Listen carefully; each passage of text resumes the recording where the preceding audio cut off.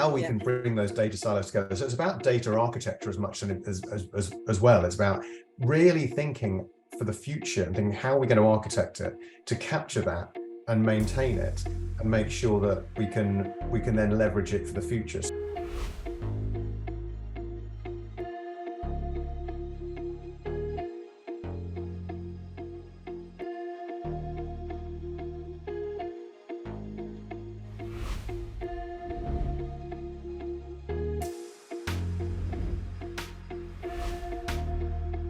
Good afternoon, everybody, and welcome to this meeting of the NHS Innovation and Life Sciences Commission. My name is James O'Shaughnessy, and together with Professor Mike Buick, we're chairing this commission with the other commissioners who are on the screen. We are today going to be talking about, well, this is the fourth inquiry session that we've held. This one today is on scaling innovation, and it follows hot on the heels from discussions that we have had around better use of data for research and innovation in health, on the integration agenda and how to make that work, clinical research, how to regain, I suppose, the leadership position that the UK had. And now we're talking about scaling innovation. So how can all that research, the data that we're generating, turn into changes in clinical practice that actually make a difference to people's lives, keeping them living healthier and longer lives. And that's what we are talking about today. The Commission has been formed in order to provide practical solutions across these and other topics. And one thing I would say to everybody who is on the call today, whether you are speaking or whether you are listening, is that we really do want your contributions into the solutions that we are going to mobilise in our reports and other outputs for how the topics that we're dealing with can be dealt with in a way that leads to improved health and care services. So please do participate today through the chat, through the Q&A functions, as well as sending in information to us so that we can take the best case studies, the best data that we can to make the case for what we are looking at. As I said, this is the fourth of our sessions, and we are going to be looking at this issue of scaling innovation. I think it's something which is hard to ignore as an issue that the UK needs to address if we are going to not only gain a role as a science superpower, but obviously to have a leading health system that delivers world-leading health outcomes. I think what we're also acutely aware of going into this is that the UK, whilst it has a fantastic reputation in creation and getting early ideas up and running, has a less good reputation when it comes to those ideas reaching national scale or indeed regional scale. The point is having a fast adoption strategy such that innovations can reach all the people who are going to benefit from them. And that's really what we're going to be discussing today. So I'm delighted to say that we are joined by some excellent guests. We will be operating in 2 hours. So the first hour I'm going to be chair, and then Mike will chair the second hour. And in the first hour, we're going to be hearing from Ian Dodge, who is the former National Director of Primary Care, Community Services and Strategy at NHS England, from Dr. Roland Illing, who's Director and Chief Medical Officer at Amazon Web Services, and Charlotte Augst, who until very recently was CEO of National Voices, the health charity organisation. They are going to give us a 2-minute presentation about what they think needs to be addressed, the opportunities, the challenges in innovation, scaling within the NHS, and then we're going to go through a series of questions that the Commission will ask of our panelists, and please do feel free to contribute, as I said, during the chat, and we will try and integrate as many of your questions as we can into our questions. Should also just finally note that this session is being recorded, and that is both for broadcast as well as for transcription purposes. So there will be opportunities to watch this again or to follow up on any of the points that we discuss.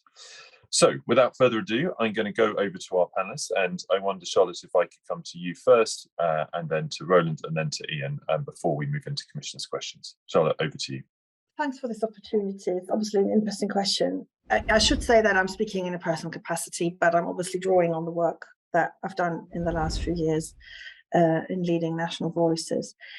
We only have 2 minutes, so I think I'll just restrict myself to one argument, which is that we're missing a trick by not working much more strategically and effectively with the people who end up using health and care services and with the energy they would bring to accelerating the uptake of innovations. And I would include in that improvement and even just the uptake of good practice, which, as we all know, is not uniformly applied across the health and care system.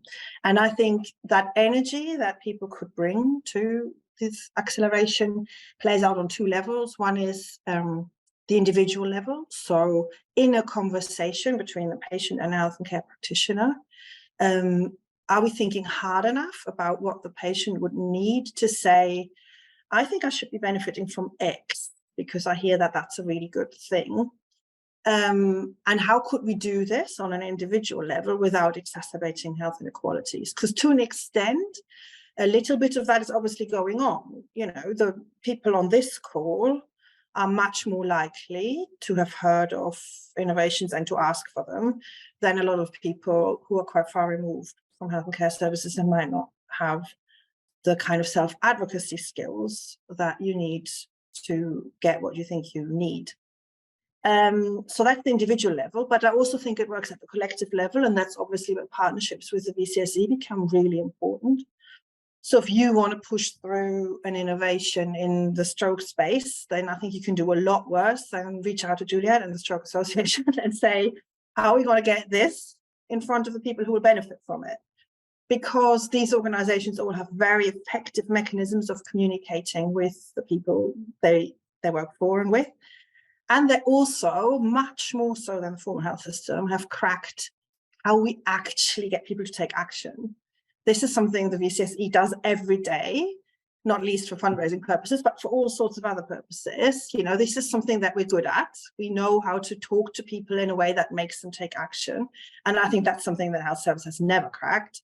And therefore, on a collective level, working with the organizations who have been set up, particularly by communities to further their own interests, would really accelerate the uptake of innovation. So that's my core argument, and I'm very happy to explore that with you further, that we need to really turbocharge those partnerships, both on an individual level and on a collective level. So my name is Dr. Roland Dilling. I'm the Director and Chief Medical Officer of AWS, Public Sector Health International. And I'm also an academic interventional radiologist from University College London. So I remain on an honorary faculty member there. I guess in my 2 minutes, I'd say there are a couple of things happening we see globally. And I think there's a lot that we can learn actually from other countries that are also going through similar kind of transition to data-driven healthcare and life science infrastructures. I think we're seeing a massive shift to cloud around the world, and I think that's something we can touch on. I think what cloud is doing is enabling democratization of access to both data and the tools to process it, because I think the thing is we have enough data, there's tons of data sloshing around everywhere. I think that the problem is it's not about not having enough data, it's about integrating it and making it available and actionable. And I think that's something that we're seeing more and more. And it's making it actionable not only at a state level to really understand trends and population health, but also actionable to individuals and actually putting control of data into the hands of people and citizens. You know, we've got, as I said, we've got several examples from around the world we can touch on in greater detail. There's also a trend to combine the healthcare data silos with life science data. So again, I'm delighted the Commission is part of, you know, is looking at both healthcare and life sciences data, because I think there's a lot more crossover happening. But in order to do that, and again, to Charlotte's point about health equity, we're seeing a real push and demand for health equity as a result from coming out of COVID and seeing the health disparities that have arisen, or have not arisen due to COVID, it's been highlighted because of COVID. And as a result, we're really seeing the need for trust in the system. So ensuring that citizens trust those people who are handling the data and the systems to make sure that the data is being used appropriately and that they can see the outcomes and some of the things that arise from that use of data, which are often very, very positive. And I think that's, again, something that we've seen during COVID around the world, is that people can see that their data is being used appropriately and is for the greater good. So I think there's lots of very interesting things that we can talk about, both UK examples and international, and happy to talk further on any of those.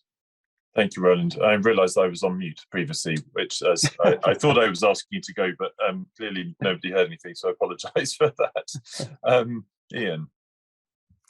Hello, James, and panel members. I'm delighted to be here today. So Ian Dodge, the former National Director for Strategy, Primary Care Community Services in NHS England.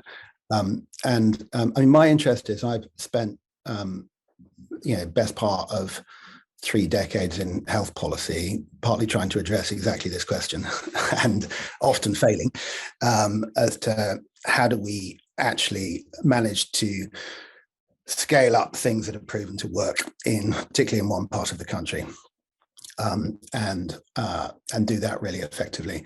And I think at the heart of this, I would say one of the problems is the way in which we think about and design the very nature of innovations themselves. So, I mean, there are certain mechanisms for different types of products, now on medtech with the funding mandate and NICE.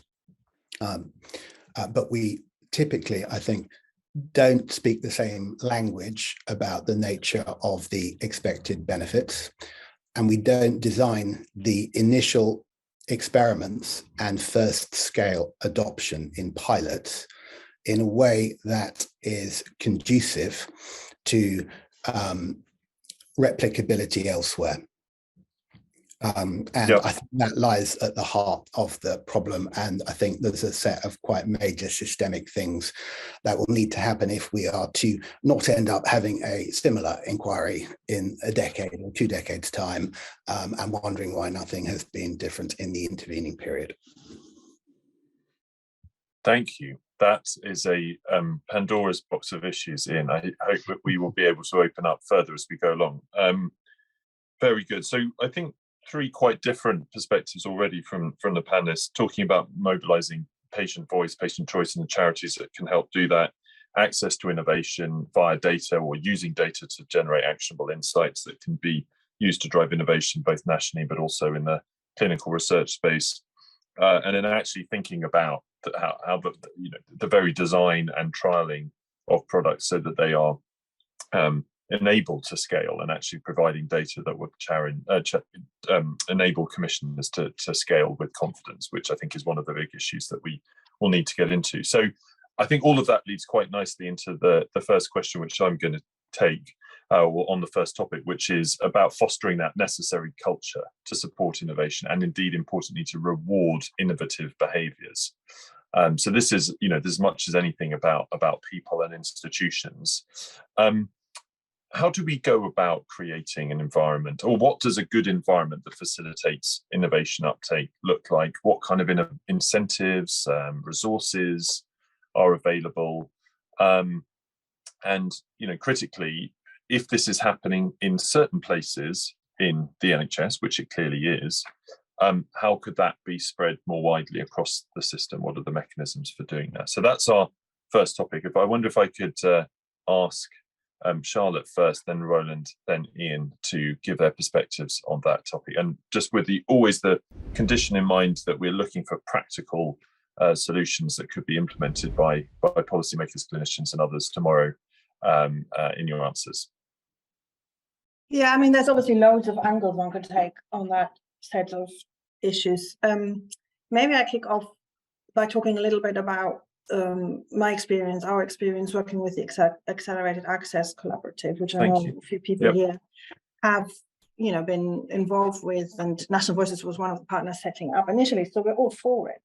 But I just, having talked to people for a few years and sitting on various groups and oversight committees and so on, I think there's something symptomatic about how that feels and behaves that tells you something about how we still think about innovation in the health and care system. So I sat as Chief Executive of National Voices on just all the really important boards NHS England set up to deal with the really core issues as they saw them.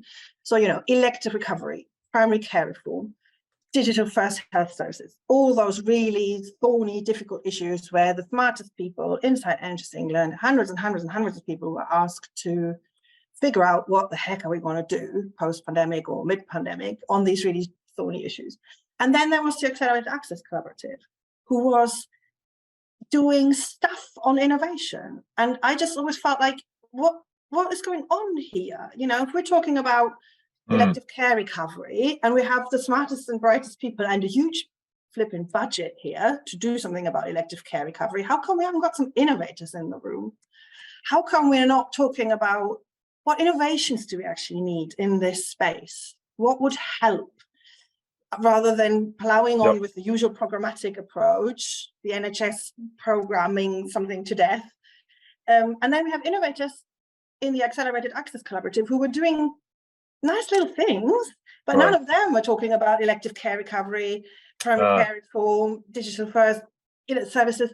I was just like, this tells something, we're putting a few million quid here to do innovation, and then we put hundreds and hundreds and hundreds of million here to deal with really difficult problems, but we don't think, how does this connect? And I felt increasingly that as a small organization, very thinly spread, spending time with the innovation parts of NHS England was pretty pointless because they weren't talking about the big ticket items. Big ticket items were dealt with by people who weren't thinking in innovation frameworks. And I just find that quite, as an observation, I place it here and maybe people have thoughts on that. Yeah, no, interesting. Well, I'll be interested to see how that resonates because it does personally. But Roland and Ian. Yeah, we find looking again. This is a common. I'm off mute. This is a common theme again, not just in the UK but also outside, and we see a lot of countries wanting to kind of create ecosystems of technology startups and to drive everything, because it's not just good for patients and people and citizens, it's also good for the economy and it stimulates growth, and there's an important intellectual capital there that countries want to draw down on to make sure that the flywheel begins and good things happen. But as we can see, getting that innovation, bridging that innovation, there are lots of innovators out there, so we work with a lot of startups and tech entrepreneurs that are doing incredible things to bring things to market, but it's often that integration stage. It's the real world implementation of some of this technology, which is often a challenge. And where we see the biggest sort of successes are where there's quite an aggressive goal set centrally, and it really is driven. And there's a real high level engagement in either the country level organization or the institutions to say, this is something we're going to do and we're going to get behind it and we are going to drive it. And so we're seeing, so we ran a healthcare startup accelerator in the UK this year, one in the US last year, specifically about focusing on health equity, most recently in the US. And we're seeing incredible amounts of innovation that's coming out with the correct incentives. So it's about aligning incentives with those entrepreneurs and the ecosystems, and making sure they have the right data available and the right tools available in order to develop these next generation of solutions. But it's also then about how they actually get it into the hands of the end users, because we're facing a workforce crisis again globally, and certainly in the healthcare space. Certainly in the most recent UK radiology workforce censuses, have quite concerning results, and we can see the amount of cross-sectional imaging, for instance, is going up 10% year on year with a pretty much flat number of radiologists. And so the amount of work is becoming almost unsustainable. And so we really do need to get some tools into the hands of the end users, but to make it straightforward for adoption, because it's not about just dropping new technology into systems. It's about how do you get it into the workflow? Otherwise, you risk actually creating more problems than you do solving. Because unless it's integrated really well into the existing workflows, you end up risking more burnout. And so that is where we're seeing some of the most innovative technology coming in, is where it almost is imperceptible. It's an AI and ML kind of back end, not touching necessarily the clinical decision making, because that's actually the hardest nut to crack often. It's actually all of the making the back end processes faster and slicker and just happen automatically. That's where we're seeing some of the best traction. Interesting. So what we're hearing is aligning incentives. So the innovation isn't just something that's happening off on the side, interesting but not terribly relevant. Aligning it with clinical need, aligning incentives, and also thinking deeply about implementation and integration into workflows rather than just the product or service itself. Ian, I know you have spent a long time thinking and doing in this area. It'd be great to get your reflections on Charlotte and Roland's points, and also, you know, to give us some examples perhaps of where you think it's worked well and what that looks like. So first of all, I'd just distinguish between innovation and then adoption and wider spread. I think one of the challenges, we spend a lot of time talking about the need for systems to become more innovative.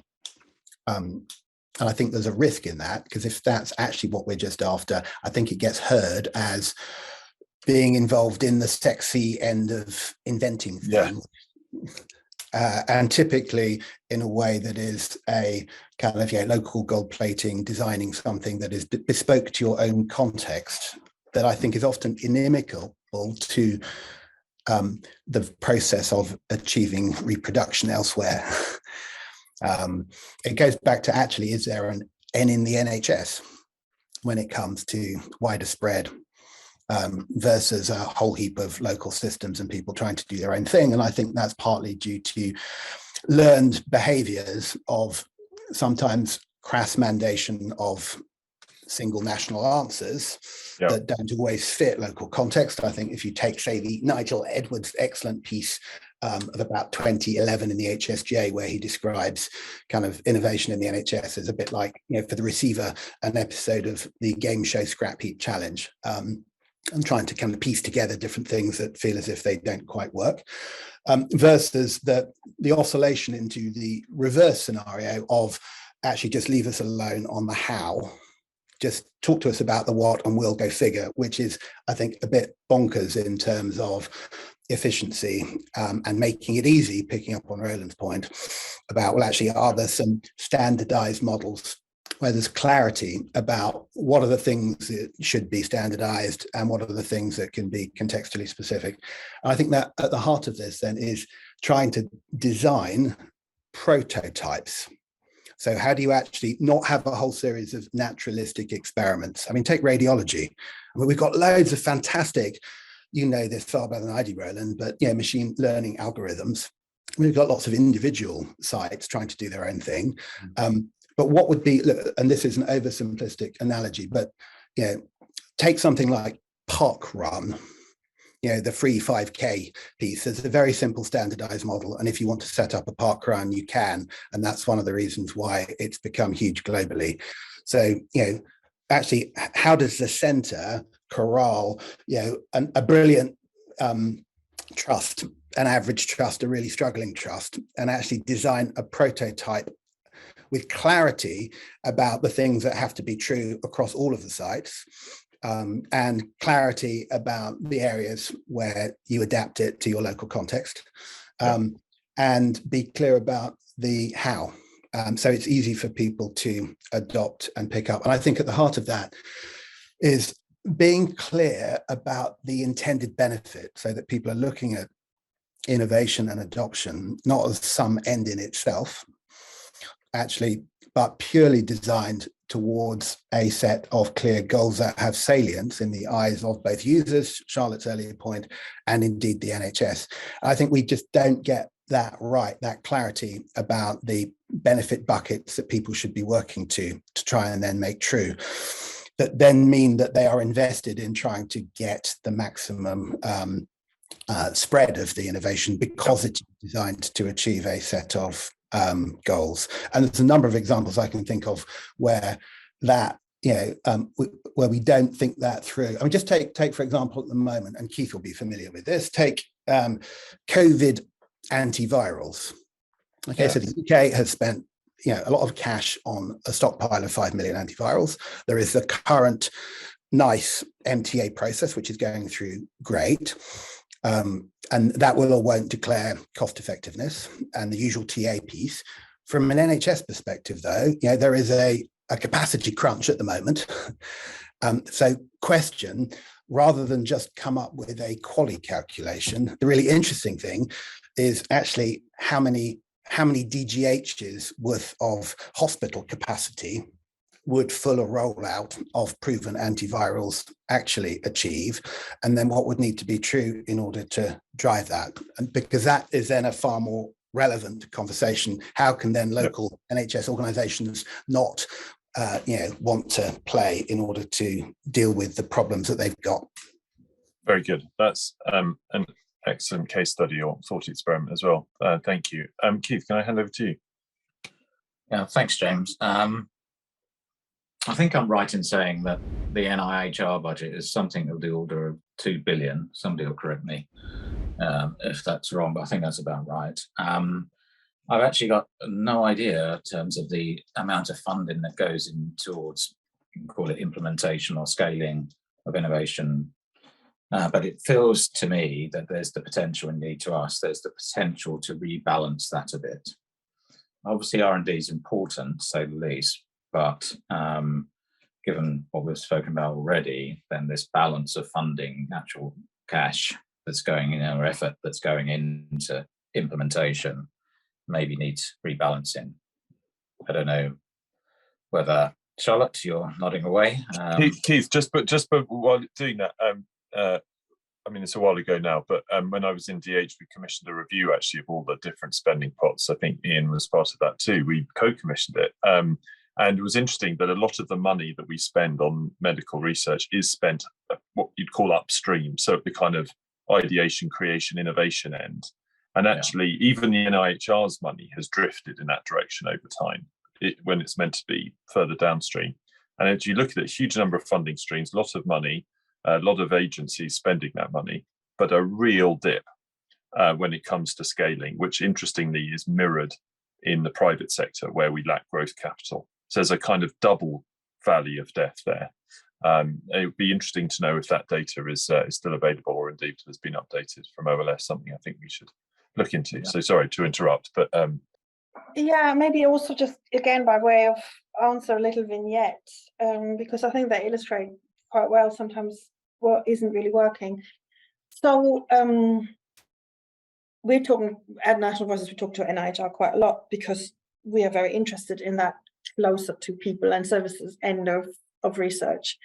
And the NIHR framed some of that challenge as a dissemination challenge, which I think is already slightly problematic. But, there is a dissemination element to the problem we're talking about. How do people even know about the stuff that NIHR funded research finds out? This works, this doesn't work, this works better than that. How do people even know about it? And again, we had a lot of conversations about the role our sector, the VCSE sector, could play in that, because Mind or the MS Society would find it really quite easy to assemble hundreds of relevant people into a room, into a webinar, and talk to them about this new thing. This is something that we do all the time and we do really well. But when we then talked in more practical terms about what that would look like, it transpired that quite often NIHR researchers would then come to an organization like National Voices and say, here is this thing we want you to disseminate. And we would look at it, or we would go to our members and say, dear MS Society, have a look at this. Would you want to help disseminate this? And they would go, what is this? No one's asked for this. This is the list of things we're asking for. Why does no one come to us? Why don't these researchers come to us before they do their 3 years worth of research and then have a dissemination problem?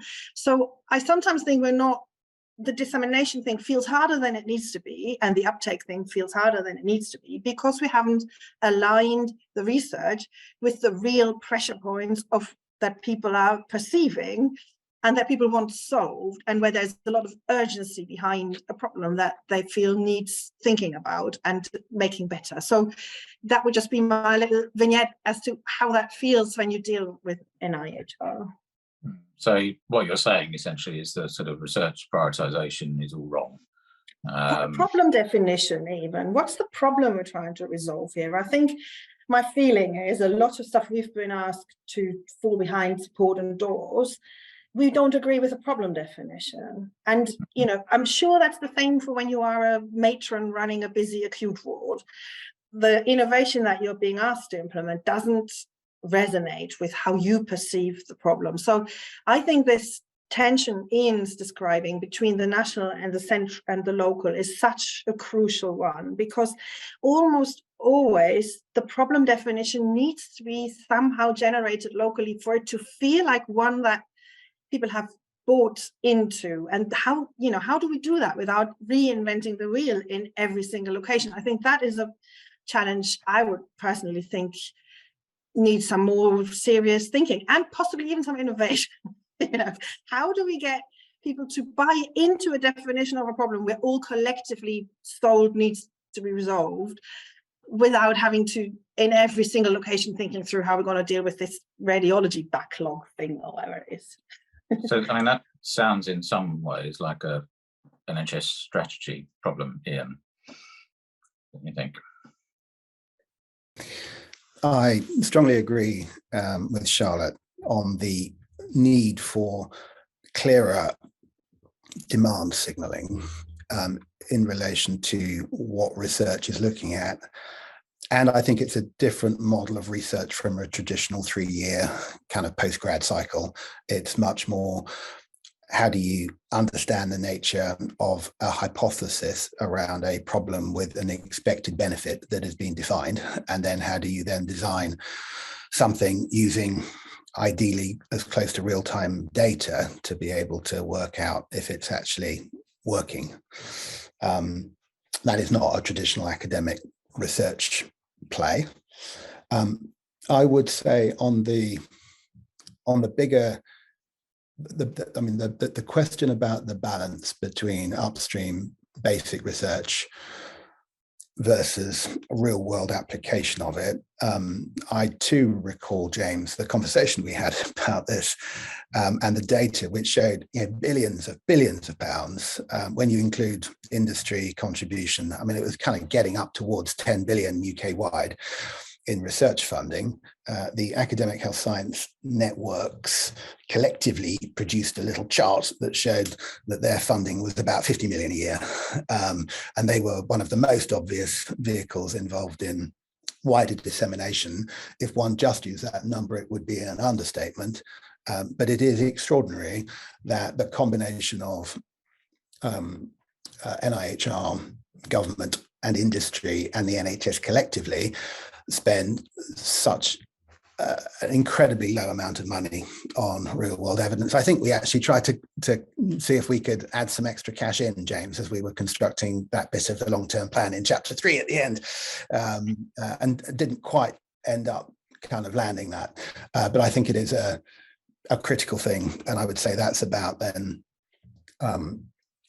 really real world testing by designing multi-site prototypes in the way I was describing.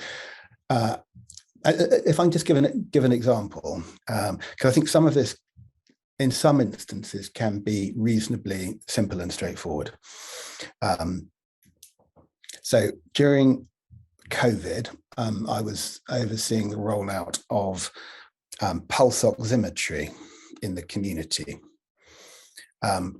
And lots of evidence around the clinical validity of pulse oximeters and a very clear hypothesis around likely benefit of spotting silent hypoxia through timely deployment. Also, lots of natural experiments going on. And all of those experiments were developing slightly different versions. In Hampshire, in Watford, etc. Lots of tech companies really interested in tech enablement through real-time monitoring. And the reality is that when you stacked all those things up, none of the experiments actually were the thing you'd want to roll out nationally, because they were all gold-plated. They all involved community nurses ringing patients up, and the evaluation said, oh, everyone, the nurse loved it and the patient loved it. Or you had different digital companies giving you real-time readings continuously, kind of 24 hours a day, completely unnecessary. When the reality is everyone knew about COVID. People were self-isolating at home. This was a time-limited period of about up to 10 days. And there was no proven clinical benefit beyond 3 days, 3 times a day self-monitoring. So you basically needed a system of much stripped down national kind of normative approach that said, look, it's patient self-monitoring. Just make sure that people get them early and think about the proportion of patients that are really going to struggle with this, going back to Charlotte's inequality point. And the reason I describe that is I think it's kind of, in a nutshell, describes the wider problem of how a lot of the pilots actually are not designed. Yeah, because I remember when the clinician came to me and said, Ian, can we roll out the Hampshire model? And I said, well, okay, let's do the numbers on this. There was an opportunity cost of 4,000 FTEs of community nurses that would have been lost from other services if you'd rolled out that model. So be really, really thoughtful about the benefits and then the operational efficiency of what you want to try and scale. Okay. Just one follow-up, James, for me. So prioritization needs more thought. I think we're agreeing that the balance of funding between research and implementation isn't right. Roland, is there any sort of international examples of where you think other countries have got this right, or righter?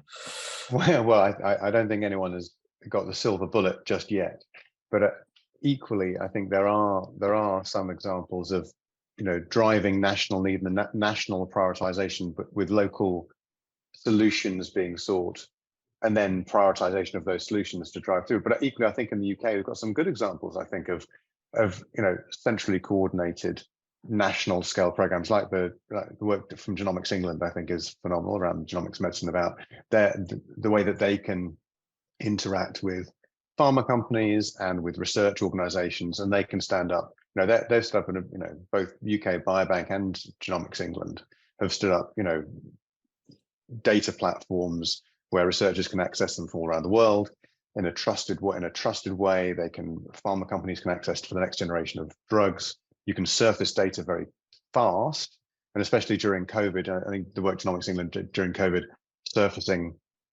data from patients had severe responses to COVID versus less severe, and they were able to surface that in near real time to researchers and pharma companies to look at the genomic determinants of outcome from having COVID. And I think that was again, to your point, Ian, I think that the real time accessibility and able to do things on the fly is really important, and not wait 6 months and an Excel spreadsheet download and 15 data scientists to come up with something that's now too late.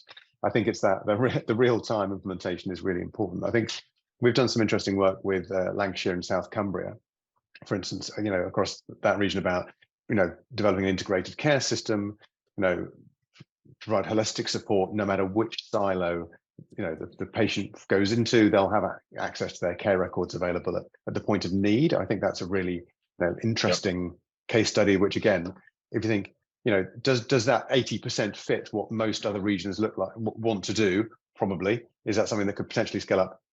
Possibly. And again, if everyone wants to go for their gold-plated, personally bespoke one, then you'll end up with a zoo, because everyone will do something slightly different, and it's impossible to scale. So that's what we look for, things that are really scalable up to national scale. And so again, so as an international example, and so just some comments in the chat which are very interesting. So, you know, so I see Alex from EMIS chatting and saying, you know, again, there's some really interesting work that EMIS are doing around, you know, because they touch so many patients around nationally, they might be a very good vehicle to do some of these experiments in, because you can introduce stuff at a patient level at scale, and maybe that's a vehicle that you could do some of this real world interactivity.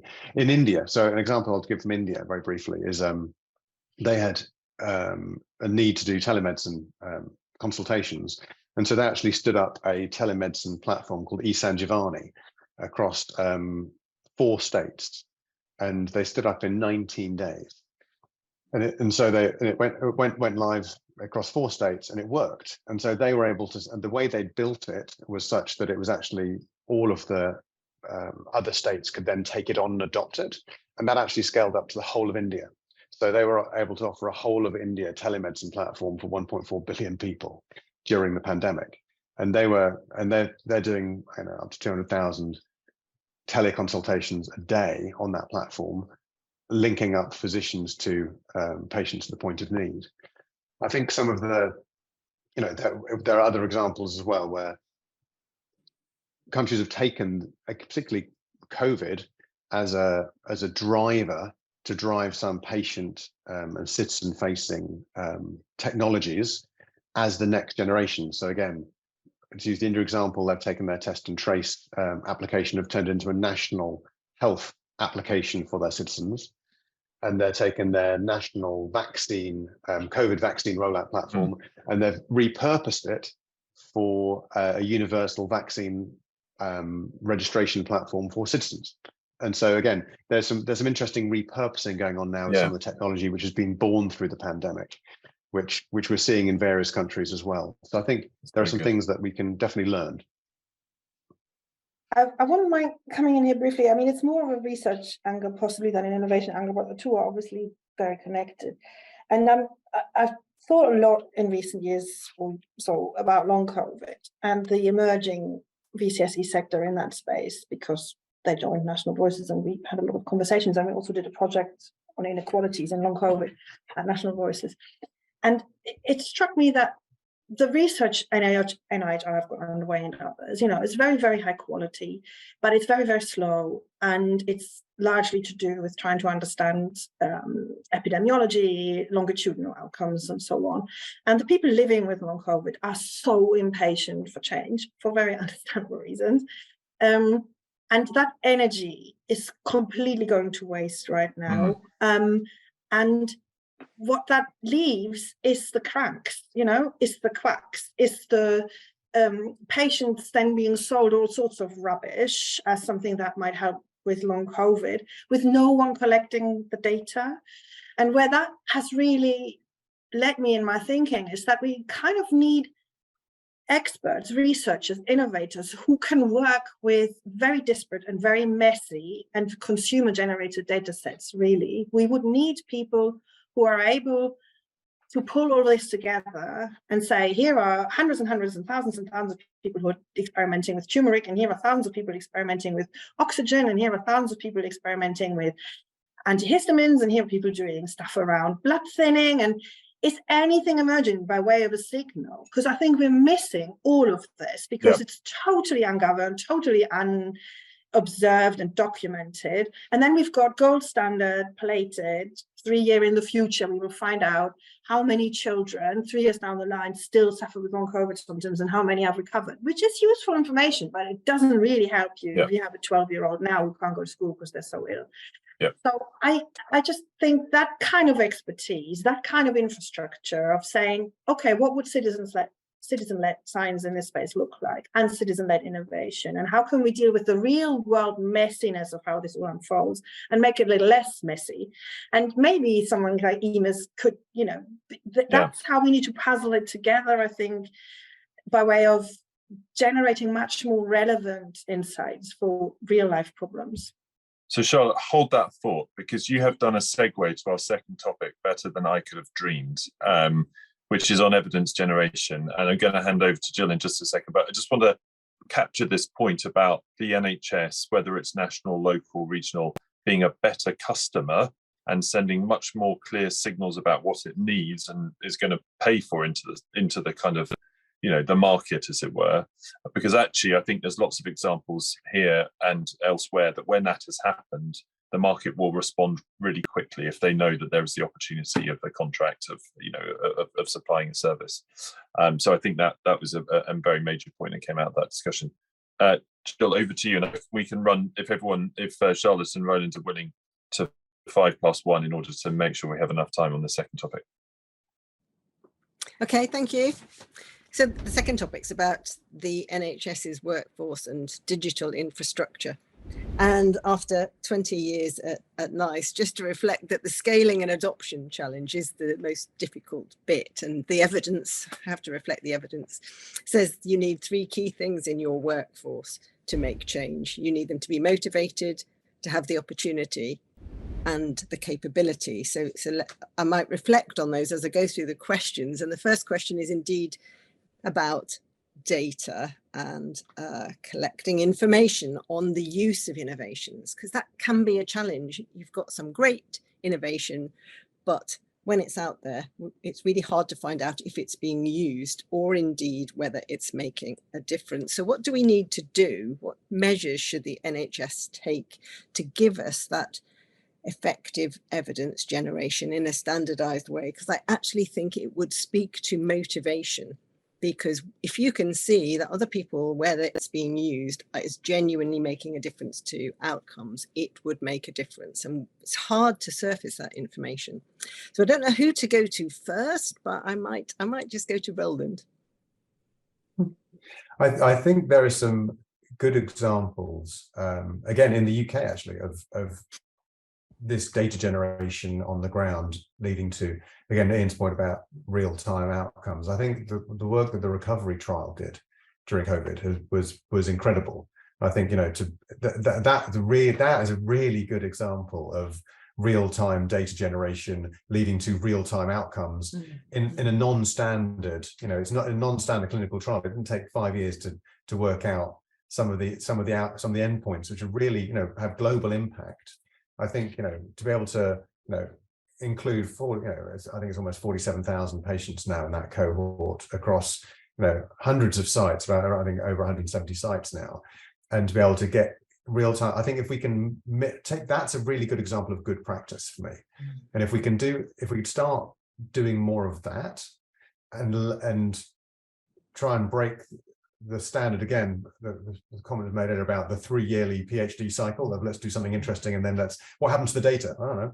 You know, it's how we can bring those data silos together. So it's about data architecture as much as well. It's about really thinking for the future and thinking how we're going to architect it to capture that and maintain it and make sure that we can then leverage it for the future. So again, we're doing some interesting work, you know, in several countries actually, in the UK, in the US in particular, about open data platforms and actually hosting open data platforms where we can host data for free if it's for the public good. And so we can host those data sets and actually make them available for researchers downstream. So none of the data fundamentally gets lost. I remember when my doctorate degree, you know, most of that data was kept on Excel spreadsheets, you know, in the university. And, you know, I'd love if that data was then made available to the community, but the mechanisms aren't in place yet. But I think that mindset's changing, and I think that's the direction that I think we should definitely be pushing in.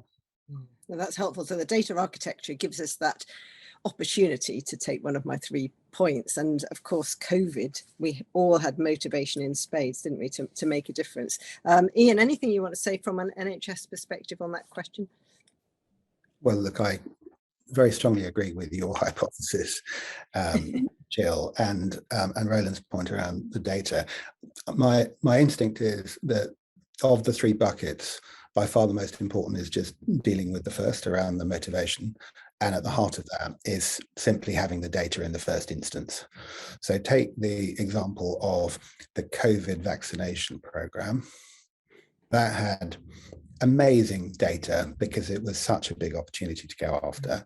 So, you know, if you were in Bristol, you could see every 2 hours the fact that, you know, early on, despite offering jabs to all of your populations, you had a big voltage drop when it came to the Somali community.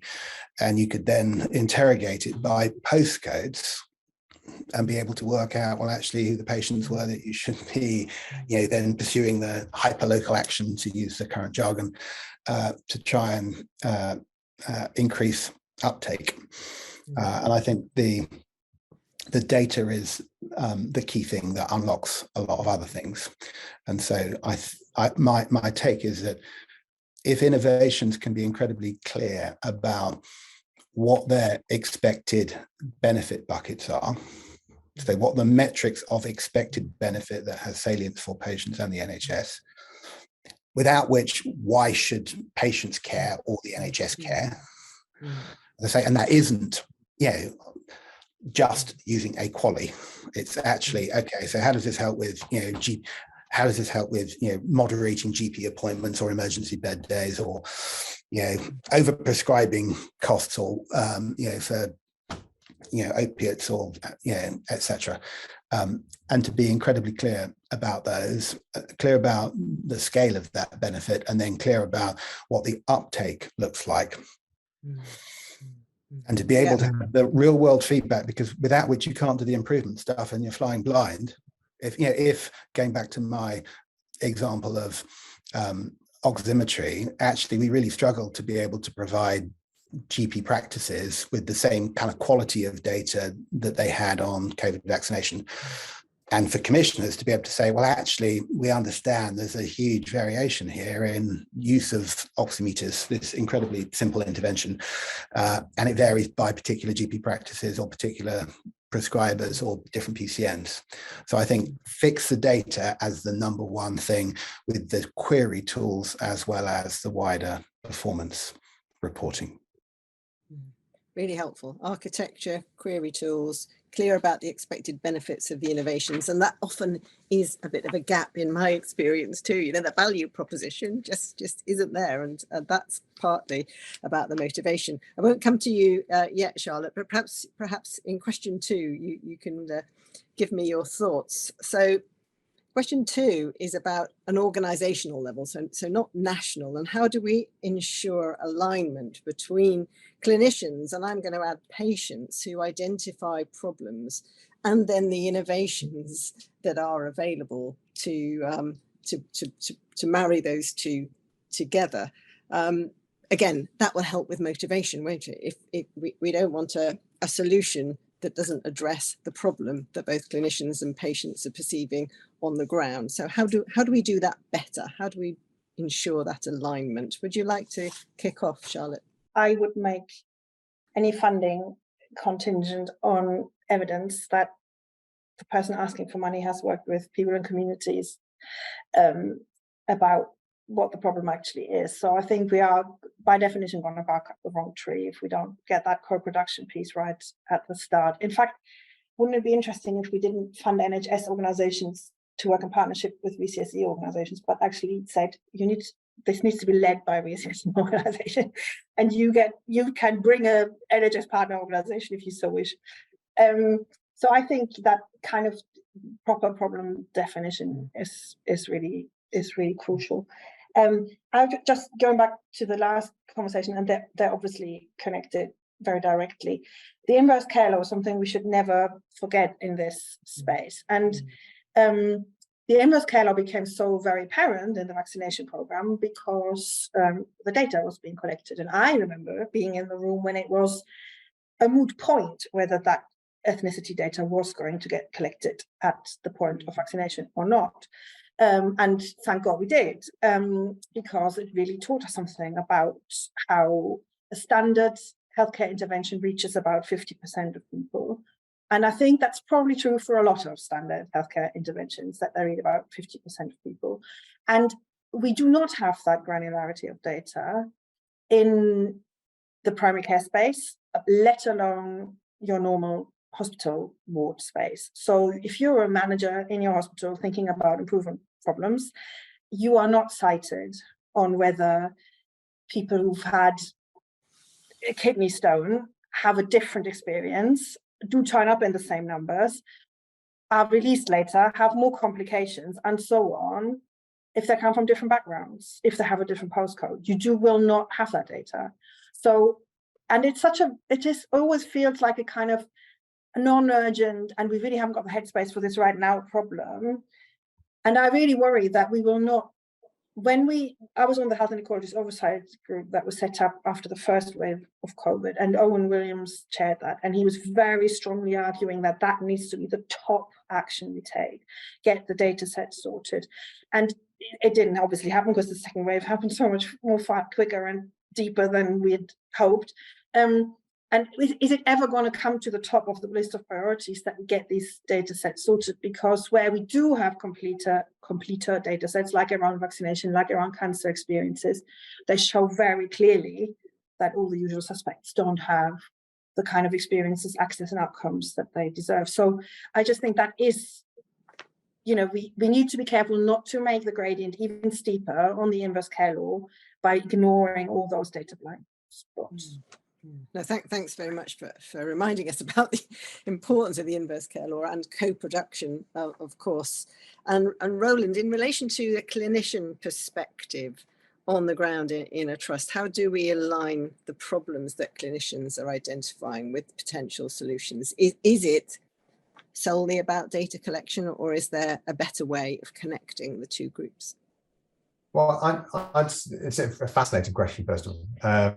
I think, and I'd expand beyond clinician signal. I think it's just demand signal in general. Again, I think you mentioned at the beginning about how do you measure the demand signal on the ground and make some sense of it and make sure that it's tailored enough to the local population. So I think on one hand, you've got to have the data architecture, as I said at the beginning, and just to highlight, that's not just clinical data architecture, it's also social determinants of care. So all of the other bits of data that go in the social care portfolio. So again, interesting work coming out of the US in Chicago. So Rush University stood up a COVID platform that they realized they could actually extract a lot more information out of than just COVID. And so that they actually expanded it out to be a real world data platform, which allows understanding of, and again, this goes into the social determinants of health, because this is actually where you can see pockets of poorer outcomes from COVID, but actually poorer outcomes from lots of other things as well, when you start putting this data together. So one piece of the data architecture I said before, the other bit is the citizen engagement, or the person engagement, because again, citizen engagement can be a bit contentious, but if it person engagement, and that could be both providers of or receivers of the solutions, but also the clinicians or the care providers. And I think that again, it's a very interesting example of citizen engagement in South Africa. So during the pandemic, the South African government worked with an organization called GovChat, and they basically stood up a citizen engagement application which allowed citizens to access support from during the pandemic. They didn't need to stand up in line, they could actually do it all electronically. And that's really interesting. So they were able to, they've now allowed access to the system by 50 million South African citizens. And it allows them to access to social grants, to their local municipalities. There's a chatbot that gets frequently asked questions. And not only that, but it actually gets it allows real-time feedback by the citizens around government services. So what they've actually done, they've mapped 60,000 government spaces, post offices, surgeries, everything else onto the platform to allow citizens actually to feed back to government in real time. So not only can they get messages pushed to them and apply for government grants, they can actually give real-time feedback about their experience. Now that is a really, really powerful tool, because then you can see at a population scale who's doing what to whom and what the sentiment is. And that, I think, is a really good example of, that feedback loop being closed, because otherwise we're throwing lots of technology out there and lots of innovation into the wind, hoping that some of it lands. And again, I don't think we have currently good mechanisms to capture that. No, I think the main example that's come to my attention in the UK is something called the This Institute, which is based in Cambridge, run by someone called Mary Dixon Woods. I think they are doing a lot around gathering real-time feedback. So, Ian, I don't know if you've come across the This Institute, or if there's anything else you'd like to add on this question. No, they're doing great work, aren't they? It's funded by the Health Foundation. And I think the reason why and it's partly speaking to Juliet's question, look, I think the data is foundational. So I think you have to get that right, because without it, you don't expose the scale of the different gaps. So, but it's obviously, hopelessly inadequate.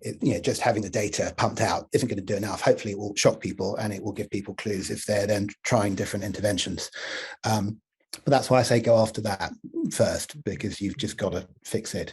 And I think Mary would, I'm sure, say you absolutely have to have the data right.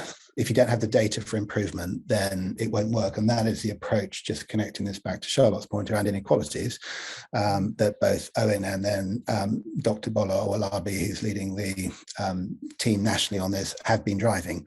And I think it's essential. I mean, if I can just pick up on inequalities and some innovations, I think that's a bit of a gap on the inequalities space. So just take the example of medicines, for example. There's interesting national work and an NIHR call out around aspects of overprescribing. And Keith, your review kind of highlighted this. But almost certainly there are likely to be major voltage drops by ethnicity and by deprivation in terms of uptake of new medicines as well as vaccines. And I think, this is an example of where you could get far closer collaboration between industry and the NHS and indeed patient groups. If there's one thing that I think speaks to that quite directly is that the AAC, who have earlier on sort of, paid over, decided this year round that they're going to do all their funding calls and innovation calls, or whatever you call them, on the Core 20+5 theme, which is obviously the major inequalities initiative program, whatever you want to call it, or Owolabi has implemented or is implementing across the NHS. And that speaks to obviously very strongly to the inequalities point, but also to the point I made earlier, why we need to get the innovation family and ecosystem engaged with the thing that NHS England decides is the priority. And this is one of them. And Core 20+5 is the way that's been framed for now. And I think that's really promising to say, what can we do in the CVD, cancer screening, mental health check space to ensure that the core 20 population plus the minority, ethnic and other marginalized communities get their share of this. And that is a really great example, I think. Could I just add to that, Charlotte, if it's okay? Chairs, as Charlotte and I have obviously taken over this particular bit of the conversation, but the one thing I wanted to kind of directly build on is, great that it's being done for the AAC product lines. As you said before, that's a really tiny set of interesting dots on a much bigger canvas. The real question is, so going back to the point around medicines inequalities, is surely there should be a big focus, not just on the overprescribing, but the underprescribing, including the core preventative medications, of which there isn't the data. But if you think about the nature of some of the incentives, take CVD management.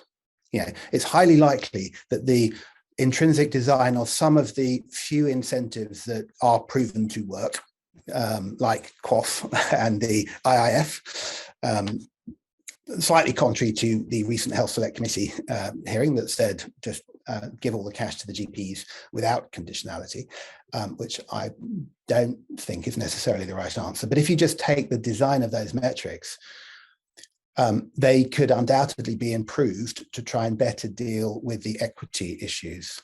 So a GP practice, for example, will get 100% of the funding whilst only achieving 80% of a target goal, say, in a particular metric, and they can run exception reporting. Wouldn't it be interesting if the population characteristics of the people they didn't manage to achieve hypertension or diabetes management for actually were looked at by the core 20+5 characteristics and work out how to try and fix it. And I think there's an opportunity to do something much more systematic in this space, e.g. An institute for medicines equity, potentially as a collaboration that actually really tried to shine a light on this, solve the data issues and look at some of the improvement as well. That's a good practical point to end on, Institute for Medicines Equity. Have I got time to quickly ask the last question? Maybe not just medicines as well. Should we? I think, Jill, we're going to have to wrap up now. Yeah. So Okay. To move on to the second half, I'm afraid. But maybe we'll be able to, as Ian is staying with us, maybe we'll be able to pick up some of the other issues as we go along. Charlotte and Roland, thank you so much for joining us. I realise that there is much that's been left unsaid. Please do feel free to continue the discussion with us offline if there are more points that come to you or things that you haven't been able to say this morning. This is an ongoing discussion rather than a one-off, so we would be delighted to have that from you. And thank you so much for joining us this afternoon. Really appreciate your Thank you input for and having your me. provocations and examples, which we very much appreciated. Thank you. So Pleasure. I'm going to hand over now to Mike, who's going to lead us through the second half of the inquiry session. Mike. Thank you, James, and thank you, the three previous contributors. And Ian, thank you for courageously agreeing to go through the second hour as well. It's a shame to interrupt the last conversation, but we must move on. And just to introduce our panel for the second hour, which includes Andrew Davies, Digital Health Lead, ABHI, not ABPI, I must remember. Daniel Ratchford, Senior Director at IQVIA, and Professor Ben Bridgewater, CEO of Health Innovation Manchester. And I'll ask them just briefly to give their 2 minutes at the beginning of this session, just on their take on scaling and the problems that it poses as we go forward. But Harpreet, I'm just going to ask you to introduce yourself, because you've joined us as one of the commissioners since the beginning. If you just give a little bit about your background, and then perhaps we can go on to Andrew, and then Ben, and then Daniel. Thank you, Mike. Really appreciate it. Good afternoon, all. My name's Harpreet Sood. I'm a GP in London. I also sit on the board of Health Education England. A lot of my work over the last decade or so has been at the intersection of digital data and care transformation, and increasingly working in that space at the moment, mainly through my primary care hat on, and then also doing more across industry. I was formerly the Deputy CCIO at NHS England, and so was involved with increasing the uptake of electronic health records and digital tools across the NHS. So look forward to the second session and engaging with you this afternoon. Thank you. Thanks very much, Harpreet. We look forward to you joining us again later in the session. Andrew. Yeah, thanks very much. Good afternoon, and thanks for the really interesting conversation so far. I had sort of planned out my 2 minutes. Some of it's been said already, but I'm going to repeat it because I think there's elements that deserve repeating. So first of all, absolutely agree with the points made earlier about the need to rebalance the research budgets to focus on that adoption and scale element. I think we rehearsed that well already in the discussions. Second point I really wanted to make was around how we need to take a whole system and a process approach to adopting innovation. A lot of the mechanisms we've had in the past have really been about picking some winners, a handful of winners, and pushing those through the system. I think we need to take much more an approach to see how do we need to re-engineer the system, which processes do we need to join up to make the whole process of introducing innovation much smoother than it is, rather than going down the track of having a handful of technologies that we push through and think that will be the use case that will solve the problem, which talks to some extent to the point I think it was Ian was making about the replicability of pilots. These pilots need to be set up with a view to being scaled out, not with a view to just proving one thing in one location. So how do we engineer that into the whole system? Third point I wanted to make was really about greater flexibility in budgets, really enabling the NHS to take more of an investment approach. So they have that headroom to take on new innovations and to double run systems where they need to, so given the flexibility. And I think that ties into a wider sort of cultural change, I think, about how we enable the front line to really pull through the technology and not have the central really sort of push down from the top. It's about really enabling a market, a really dynamic market. And the last point on that is really about, we are in a competitive global market, and we really need to ensure that we stay that way. There was points made about demand signaling, which is important. I think really alongside that, we really need to have greater transparency of what are the evidence requirements and the evaluation requirements when coming into the UK market. Those are my opening remarks. Thank you. Thanks, Andrew. And I think we'll be exploring some of those when we're looking at the more collaborative approaches that are in existence at the moment, the ones we can look forward to. Ben, can we move on to you? Yeah, thanks. And thanks for asking me to join. 2 points from me. The first is about alignment of priorities, and the second is about front loading the solutioning process. So with respect to alignment of priorities, if NHS national and NHS regional and the ICS and the constituent parts of the ICS, the acute provider collaboratives, primary care provider collaboratives, local authorities, and everybody are aligned about what they want to do, organizations like mine find it quite easy. They are not, and that becomes super, super hard. And there's something about accepting that's one of the biggest challenges that we really need to solve, because I think we get that bit right, everything starts to slip into place. I slightly disagree with a prevailing kind of comment that there needs to be lots of local decision making in this, because the problems are the problems.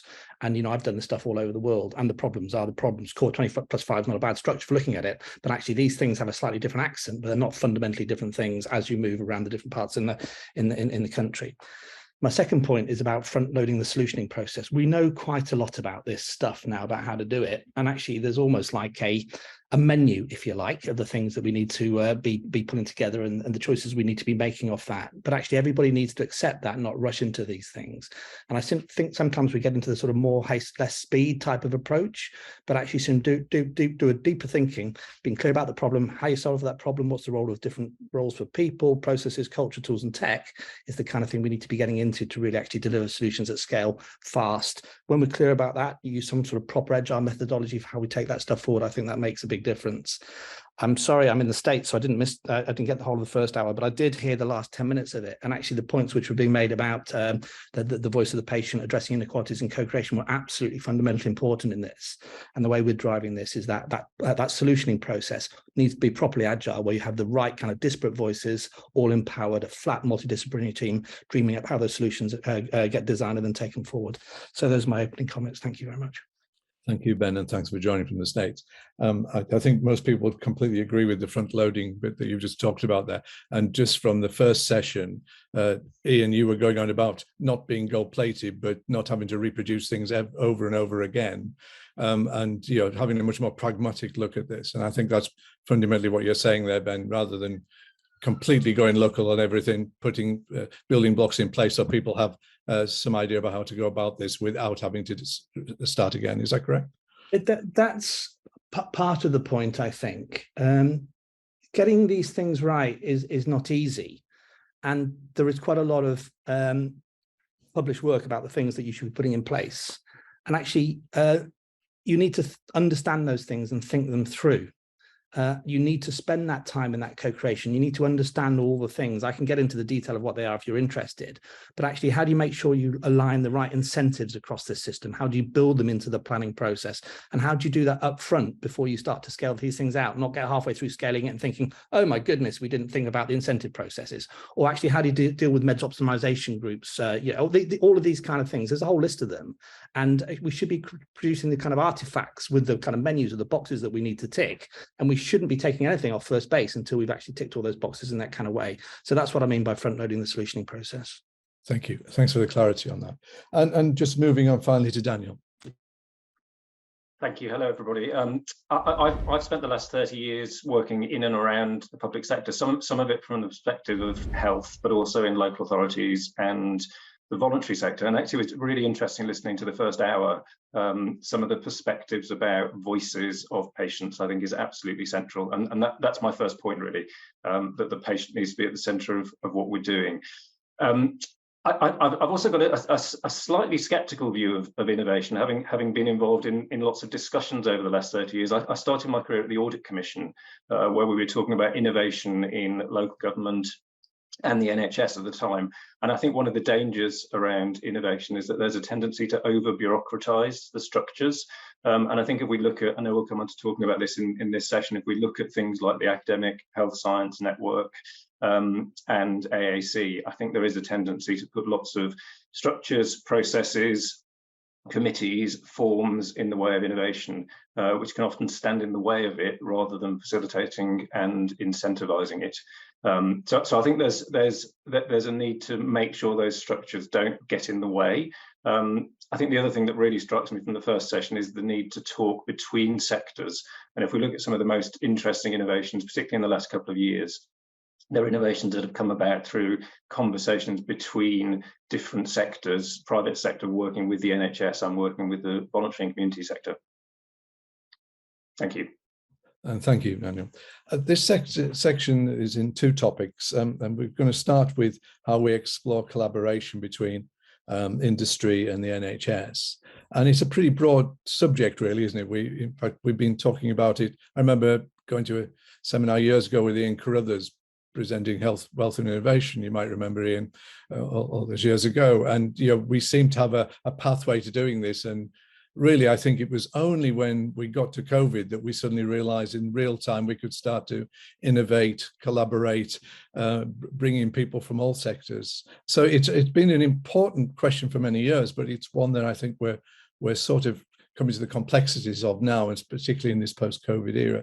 So perhaps I'll start with Andrew and just ask what your approach is to this, about how we improve that collaboration. And just because Charlotte's probably still on the line, I would include the NHS describing that patient co-design within this as well. It's not just about NHS structures. Yeah, I think that bit about co-design, collaboration really works well when you have a common set of objectives and an agreed goal between you. I think some of the challenges come when, at what level do you do that? What we tend to find actually is collaboration works really well at a sort of company to clinician level. It works relatively well at a sort of national level when you're looking at sort of forming policies that include industry. There's some sort of breakdown, I would say, in the middle, where the goals become slightly more confused and unclear. So I think for me, it's really all about setting the framework in place that can be used to collaborate with. And I think if we all take a sort of value-based approach to what we're doing, and that goes right along the continuum from the evaluation right through to procurement, I think from an industry perspective, that gives greater clarity and greater alignment with what we're trying to achieve with introducing our technologies than some of the current processes. Build into that sort of some of the social value aspects that we're starting to come through, and as long as we've got transparency of those, we've got a really good framework for collaborating together. Thank you, Andrew. And Ben, your wealth of experience in this area would be really helpful for this discussion, but perhaps you can think of an international flavor of this as well, about how other countries do this. So I think Andrew's points are really well made, and you have a different conversation with a chief executive of a global pharma company to you have with the kind of regional business manager of a global pharma company to a local sales rep of a pharma company. And there's something about accepting some of these things we want to do require the kind of, again, this alignment of priorities across the organizations, as well as within organizations, as well as across organizations. And I think that's an important bit of the jigsaw. This may just be my hobby horse here, but the more people have disparate experiences as they go through their kind of career development, the better those kind of conversations end up being. So the idea that people have worked both in global pharma, global digital, local pharma, local digital, and the NHS, the better that we get to actually having conversations where everybody understands everybody else's challenges, priorities, key performance indicators, and so on and so forth. We do that in part, but I'm not sure that we do that as well as we should do. I certainly look, when I'm trying to recruit people in, for people who have those sort of disparate kind of experiences, but the right behaviors to drive that collaboration process, because I think that's something that we sort of dismiss at our peril. I've said it on calls such as this one before, that quite often I think that you don't have to scratch the surface of the NHS very deeply to find quite significant anti-industry antibodies in there. And I think there is a job for leaders right throughout the NHS about accepting that actually these are partnerships and we can't do these things on our own. Those partnerships need to be mature, they need to be well managed, but actually leaderships need to be intolerant, I think, of that kind of those antibodies actually getting in the way of driving innovation forward. I guess the other thing, and I think this builds on Andrew's point a little bit, and something we found quite useful, the use of things like MOUs in this, I think it is good, because it does mean that both sides have to write down what they're really trying to achieve with this, how they're trying to achieve it, and the things that actually are the guiding principles around that stuff. And we've certainly found that a useful exercise in the past. So you're making sure that our environment's right as well for them, as well as bringing in people from a disparate groups that you described. And I'm just going to come to Ian now, because over the past 3 decades, as you described it, working in innovation and strategy, and working with industry, working with people outside the NHS has been a big part of your role. Do you think we've matured more into that? Do you think we're getting better at it? Do you think there's still a lot to do? Gosh, I don't know if I can answer that. Such a big question, Mike. I think that there are certainly encouraging signs. If you take, say, the development of the commercial medicines function within NHS England, just giving that a plug, I think it's provided a really obvious port of call alongside NICE for, say, global pharma to have a conversation. Is that conversation as full and rich as it could be? Probably not. I'm just using that narrow example. There is there's a potential alignment of interest around uptake where there's very clear benefits for the NHS, where at the moment, even the most complex confidential deals are probably basically different types of volume and price.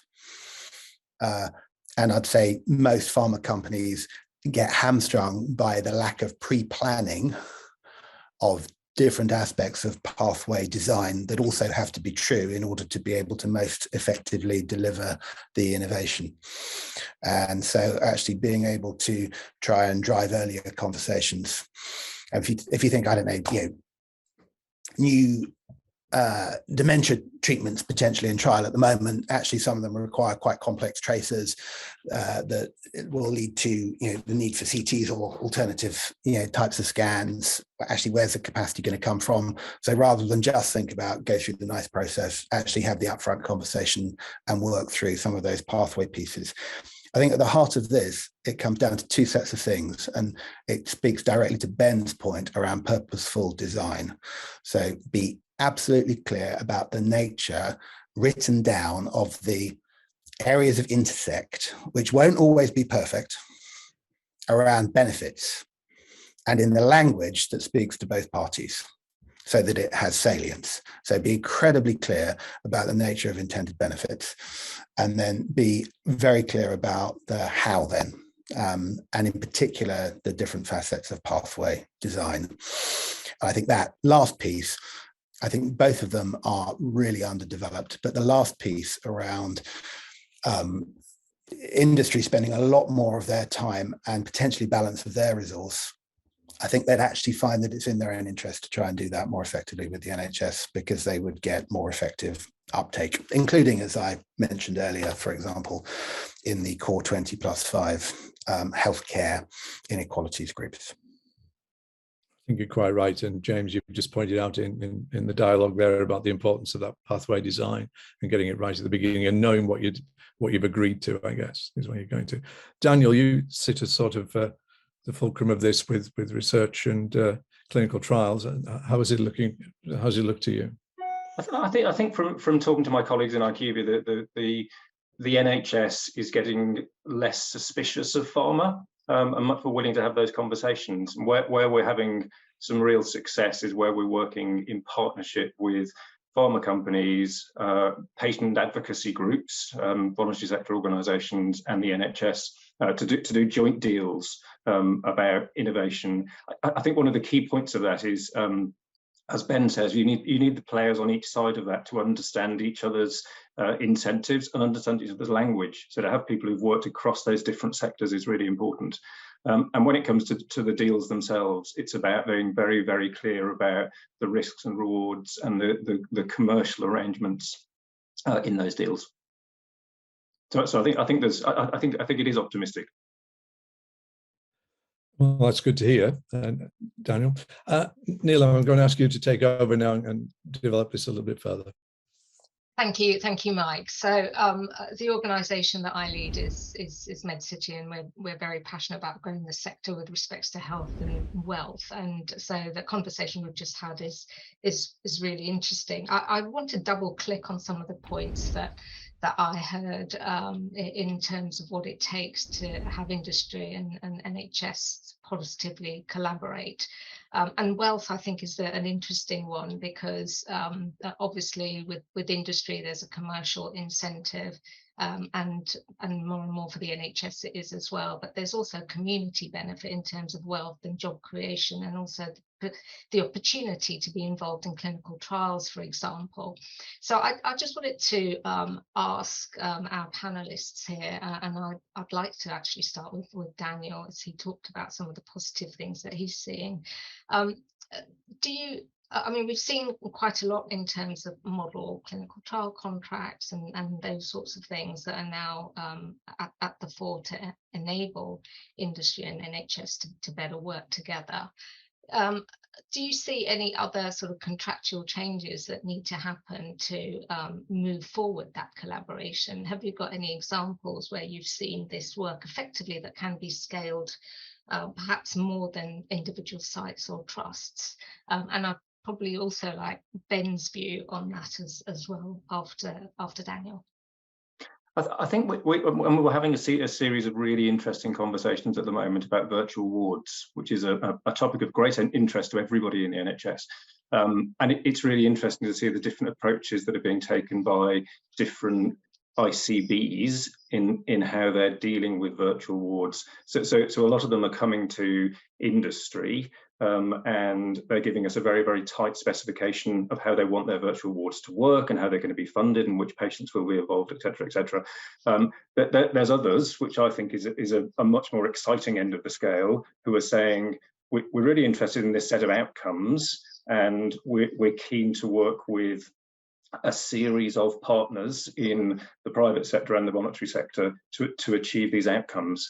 And it's a much more free-flowing conversation rather than having a very tight specification. And I think often in the approach that the public sector can take with the private sector, there's a tendency to over-specify things, which then dampens down the innovation. So I'm quite excited by some of those opportunities where we're properly being allowed to influence what the outcome is. Thanks, Daniel. And we did see a reasonable amount of that during the pandemic. Actually, it's this sort of fluid negotiation, if you like. Ben, just hopping to you now. Do you see this sort of fluid type of negotiation and collaboration be part of the sort of toolkit you spoke about earlier on? Is that sort of mainstream or getting mainstream from your perspective? And if so, what sort of impacts have you seen as a result of that? It certainly is mainstream from my perspective. Whether it's mainstream wider than that, I'm not so certain. We've got a whole bunch of use cases in this regard, which I won't share today, but I'm very happy to kind of put into the pot if that's useful. I'm kind of really excited about where we're at and where we're going with this stuff. There's one thing that kind of keeps me awake at night on it, and that's kind of sometimes you get into a conversation where in the red corner, there is an academic world who wants to do some big kind of clinical trial, which is going to be slow and expensive and difficult. And in the blue corner, you've got a digital person who wants to stand up an agile sprint and get some stuff done. And actually, where do those things kind of meet in the middle, where things are good enough, are fast, are cheap, but we wrap enough stuff around that to make sure that we actually pick up the unexpected negative consequences? My kind of inclination is towards the blue corner, the latter corner, but actually we don't have consensus across that, I think, in a lot of the conversations I'm involved with. And I think that's going to be a really emerging area of evolution, and we get that right, I think it will help us go a lot further, a lot faster. The final thing to say is that, I banned a few things in my world. You're not allowed to use the word pilot. You're not allowed to use the word proof of concept unless you're really clear what you mean by proof of concept, and that's usually in the technology space. We absolutely talk about proof of value or minimal viable product or whatever else. So there's something about that stuff. And actually what we're trying to do at the moment is not get too heavily into some of the contractual conversations at the early stage. Let's get the relationships right. Let's get the way of working right. And let's drive really, really fast to proof of value. When we get that proof of value, then you get into the hard yards of actually talking. And then that's what plays into the sort of scaling up thing. And this plays a bit more detail into my point earlier about front loading the solutioning process. Sounds great, Ben.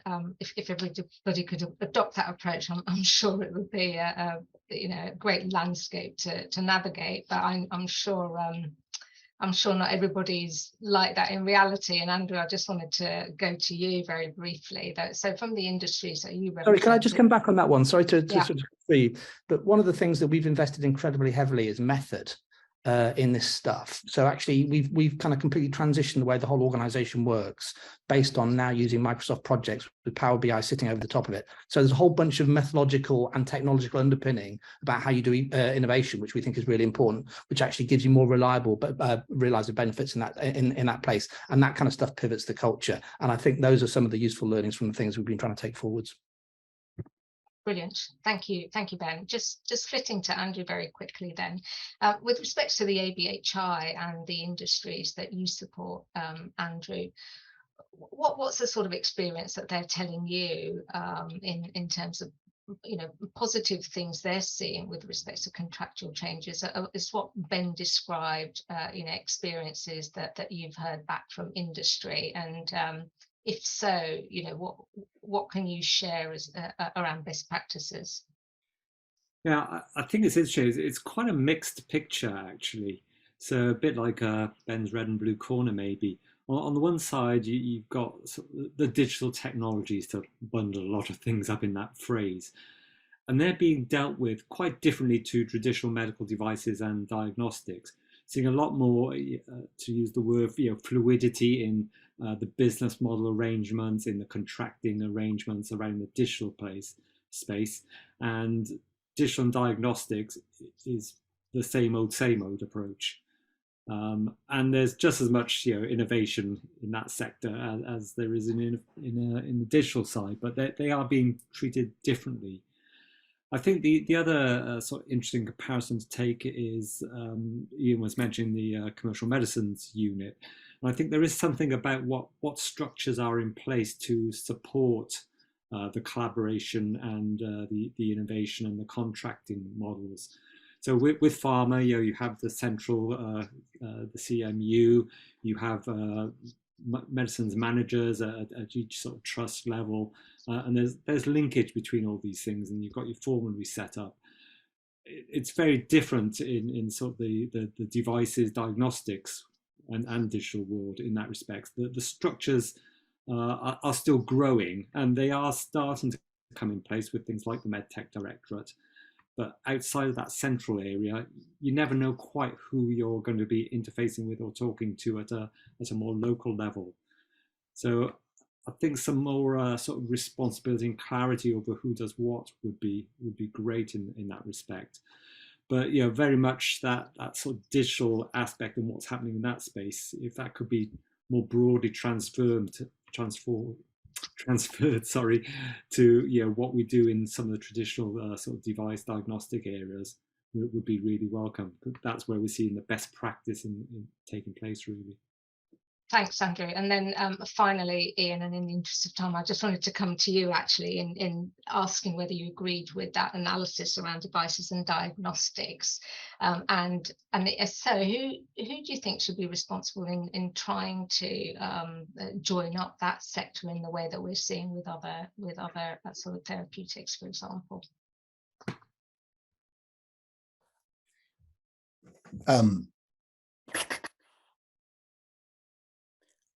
If I could just go back very briefly, because I think it goes back to the nature of what the relationships are and what your people are trying to do. So I would say that there was a promise in the long-term plan of a clearer innovation pipeline, including a front door to innovators to be able to have conversations.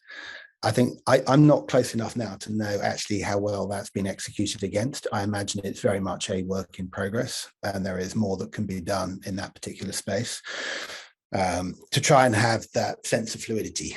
I then think that there is picking up on, I think, one of Ben's points around purposeful design, you know, being really clear about the differentiation between early discovery conversations and then when you've got a more clearly proven standardized model. And then how do you drive that and be very clear? So I would just say context is everything here. Actually be really clear about when you're in a discovery open piece and when you think you've got the answer and you don't want to do wheel reinvention and open discovery, and instead say, actually, this is a specific contribution we want from you on, say, a virtual ward potentially, because we think we have solved a set of other stuff linked to some earlier demonstrators. I think the sponsorship and support for historically for pharma clearly preceded that of digital and medtech. I mean, you just have to look at the history of the NICE funding mandate, 2005, when it finally became a PCT direction, whereas the medtech funding mandate, which is obviously on slightly different terms, has only come in the last few years. I know Sam Roberts is obviously very keen and has been very explicit about wanting to make sure that NICE is, fully agile in relation to digital technologies. And there's been a lot of work there. I think most obviously people have seen things like CPO getting through the NICE process. So I think there's the combination of different national actors, including NICE, including NHS England, about how they engage. And I also think the observation about the kind of intermediate bit of how do you connect with regions and local systems, I think fundamentally does come down to local relationships. Thank you, Ian. I know that we are now running out of time a little bit, but I see Ben's hand up. Are we all right, Mike, just to get yes, please do. Ben's comment? Especially as Ben may have to exit us soon from what he's just posted. Ben, you're on mute. Just a very quick point. We are absolutely seeing a blurring between the pharma, the medtech, the digital world, almost so that I don't recognize them anymore in a lot of the things we're taking forward. Certainly some of our pharma colleagues are bringing huge amounts of digital stuff to the party, and so on and so forth. And I think that's a really important point. Just building on that slightly, one of the things that we're really trying to do in Greater Manchester is realign some of the digital capabilities that we've got in areas like fintech and digital marketing and all that kind of stuff, where we're really strong as an ecosystem more into the population health space, and actually the parallels are really strong. And driving that together with the local digital businesses and some of the global SME, global pharma companies and medtech companies is a really exciting bit of the jigsaw at the moment. Brilliant, thank you, Ben. And that does go back to what Andrew first started off saying in terms of having a whole system approach to the way we conduct a collaboration, but then also manage the health and outcomes, health and wealth agenda that we're all after. Andrew, I know you've got your hand up. I'm going to go back to Mike and see whether or not he wants to close out on this particular question. Andrew, please go ahead. I'm absolutely fine. Thanks very much, Neil. Okay, I'll make it brief. I just want to pick up on the point that Ian made about relationships, and things do come down to relationships, of course. But I would say that also does favour bigger companies in general and incumbent companies in general. So I do think we need some structures to support smaller startup companies that might not have those existing relationships to build on. And I think that's perhaps a greater role that the AHSNs could play and be able to sort of deliver local clinicians into projects and this sort of thing. Yeah, I totally agree. And I think that's definitely a room for AHSN and agencies that will support SMEs and the accelerators that actually join up SMEs with the NHS for collaboration. So I am going to end that question and hand over to Mike. Thank you very much, panelists. You're very well. Thank you, Neil. I'm just interested in some of the commentaries that come in the side, and Gillian, you've promoted people getting experience outside their norms as clinicians in industry, and I think that's a really interesting thing. But I think the other thing is around the curriculum and that we teach at medical school. We don't teach much about this at all. I'm currently involved with a new medical school, and it's very little that goes into that. So we perhaps need some of the Tony Youngs of this world to be bringing people along to demonstrate what can be done. The final topic we're going to now is building on this collaboration theme. And Harpreet, you're going to introduce these questions and use your wealth of experience, I think, to challenge our panelists. No, thank you, Mike. And just building on the points, I know, Ben, you highlighted the blurring boundaries between medtech, digital health, pharma, and I think, on that, as we think about collaboration, think about the collaborative frameworks between the public and private sector, I think there's a real opportunity here, especially as the government has fully backed the life sciences and R&D agenda as being the kind of core growth of where we see the economy going, and then inevitably benefiting the health system. And so on that basis, for me, the topic 4, as Mike highlighted, is around how do we think, or what do we need in some ways to build on the collaborative frameworks and establish mechanisms to allow us to adopt clinical and cost-effective innovations so that they're supported nationally. And Ian, you highlight the opportunity that we see with Sleepio, for example, which is the first digital therapeutic that's been approved by a national organization. However, they do still struggle to get it into the hands of clinicians and patients. And I think there is a missing gap there, which we need to address. So on that basis, Ian, if I start with you, please, on this question, which is, we've got initiatives like the Accelerated Access Collaborative, which is being currently in play. So the question is, are approaches like the AAC delivering what was intended? And does anything need to change to improve the rate and scale of adoption that we have, which is the first part? And the second part being, what responsibility do we see for government and the NHS in this area as we think about adopting clinical and cost-effective innovations so that they're supported nationally? So, and this partly goes back to the first hour of this conversation. I would say, Harpreet, that the AAC has kind of helpfully shone a light, and some of the other innovation case studies shone a light on the need to be really clear, as Ben said, about what the hypotheses are around expected benefits and the methods for driving it. Okay, and then how do you actually get there through really effective engagement? Inevitably, if you think of it as a picture, it's just a few tiny dots on a very, very big canvas.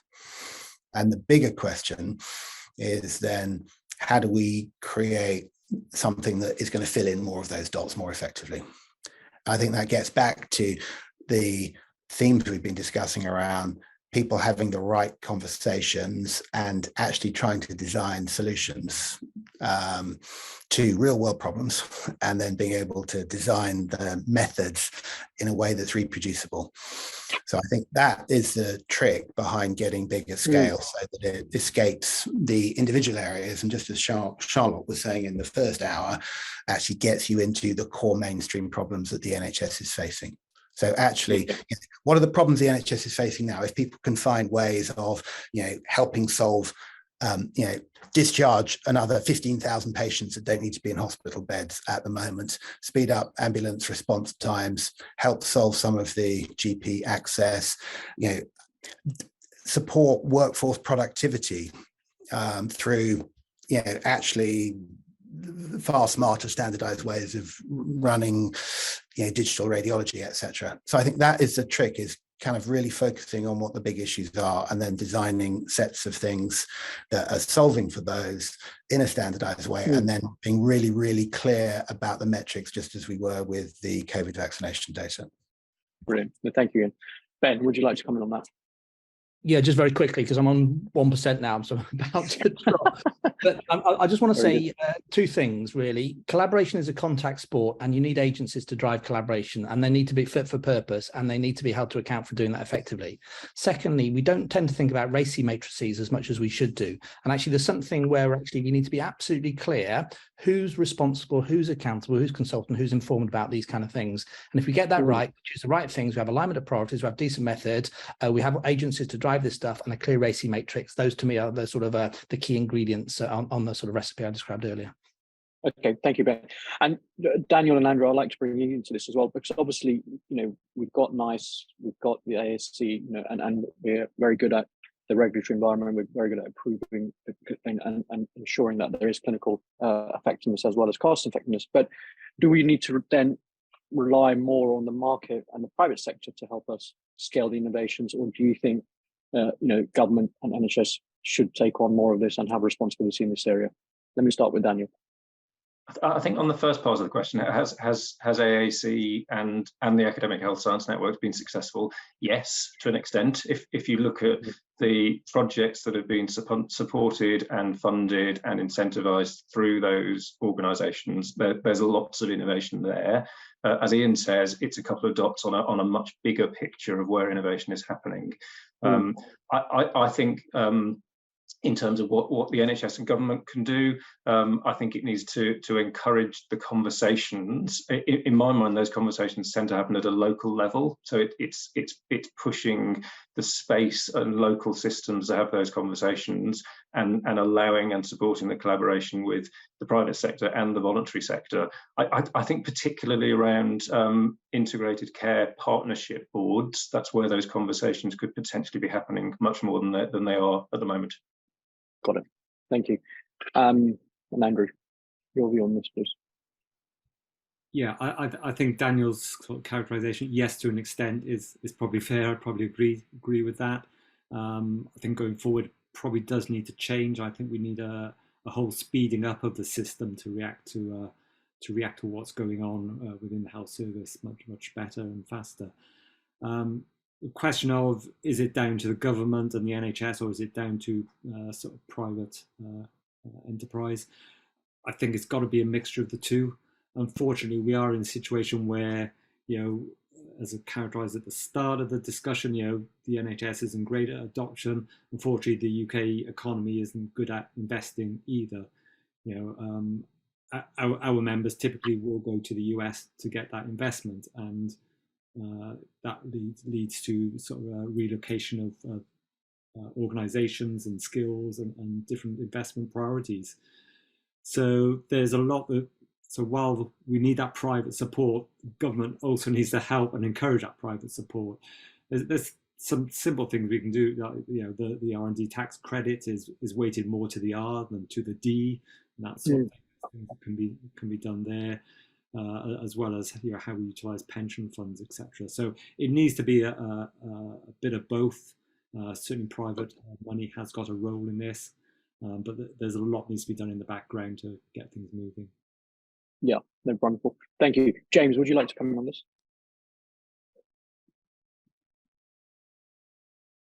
Sorry, so many buttons to look for. Yeah, sorry, Harpreet.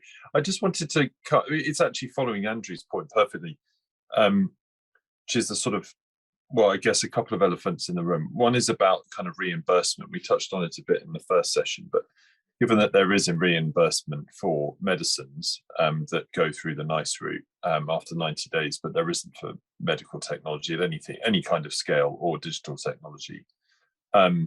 Medicines will often scale nationally quite well.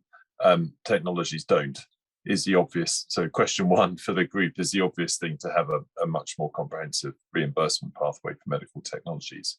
And the second question is more about a sort of leadership question, which is, we've heard the need for more clear kind of market signals going out, demand signals going out into the market.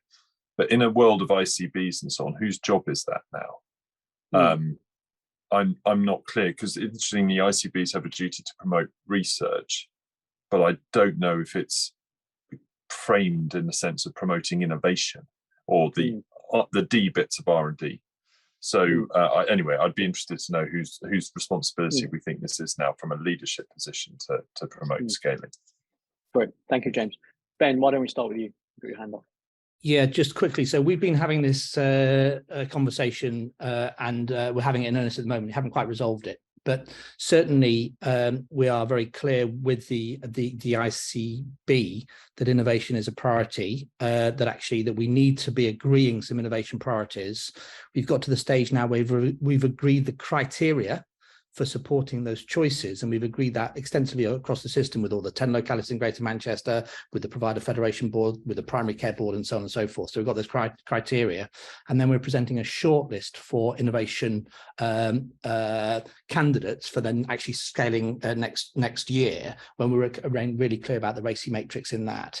And again, for my organisation, we are working out actually where do we place our resource across that kind of discover, develop, deploy spectrum. So we have that balance of the right resource to do the deployment at scale, supporting the system, where we will actually not be accountable for it because we can't be. We don't stick drugs in people's arms, for example, but are accountable for our bit of it. And then the rest of the stuff is building up that innovation pipeline. So we're doing an awful lot of work on that at the moment. And it requires, obviously, a mature conversation between the leaders of the various different bits of the jigsaw. And then certainly it requires quite a lot of work. And as I said, collaborations of contact sport, taking these things around and agreeing these criteria with all the constituent parts. So you have that kind of co-creation in the prioritization process. And this is separate from actually doing the business about actually co-creating the innovation. This is about agreeing the priorities that you're going to take forward. So hopefully that's useful. Yeah. We can share all the documentation we've developed on that if useful to you. No, brilliant. Thanks, Ben. That'd be good. So just picking up on James' point around the reimbursement element of it and the leadership, but I think the third one, which has been put in the chat, it has been from the clinical training, clinical skills and non-clinical, thinking about continuing professional development, thinking about how do we put this as part of people's job description. Ian, can I come to you, because obviously, you were involved, it came in your directorate, I believe, the NHS Clinical Entrepreneur Programme, you've got the AHSN, and you were quite involved with this during your time at NHS England on the innovation and research agenda. Where do you see some of these moving forward in terms of the HSN's role, but also is there anything else that we can do to encourage uptake and the scale agenda? So directly on the accountability question, if I can, that James raised, if you want national scale, and picking up on Ben's unfashionable first point, that means that there has to be a national accountability. Otherwise you won't get national scale. I think that is squarely in the leadership space of NHS England with other partners around scaling things in the NHS. So DHSE can help, government can help, NICE can help, but the accountability is an NHS England one. The question then, picking up on alignment, is to what extent that is informed by a co-production process, so that you have got alignment. To what extent you've got all of the AHSNs and all of the ICBs kind of providing their inputs, so that you've got some sense of NHS England speaking on behalf of all of its constituent parts, rather than just inventing something that is disconnected from them. So that, I think, then becomes really important, trying to get that right. And then in terms of spreading and working out additional local priorities in, say, Greater Manchester, absolutely, as Ben says, that will be about lining up and working through the variations and dealing with the internal spread piece. What does that then mean locally? Because otherwise it won't stack up in terms of what you're expecting to get nationally.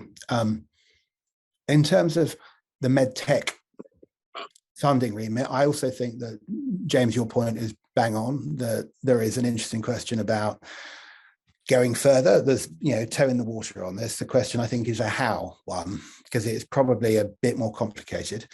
And there is an interesting question, obviously, about the fiscal context, particularly for digital. I think working through, and I know NICE is spending time on this, the methods for how do you do reimbursement for digital is a much more complicated thing than simply the quality calculation, I think, for a lot of existing pharma products.